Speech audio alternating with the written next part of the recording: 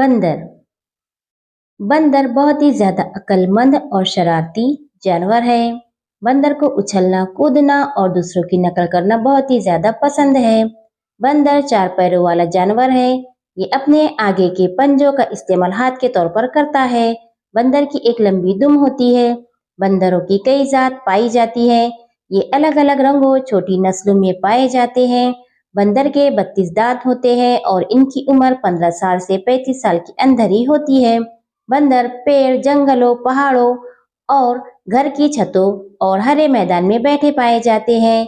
बंदरों की सोचने समझने की ताकत इंसानों की मानिंद होती है, इसलिए इन्हें आधा इंसान भी कहा जा सकता है।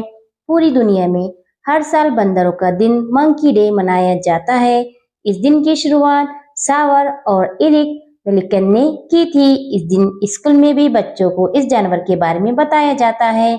बंदर हमेशा झुंड में चलते हैं। इनके झुंड का एक सरदार होता है।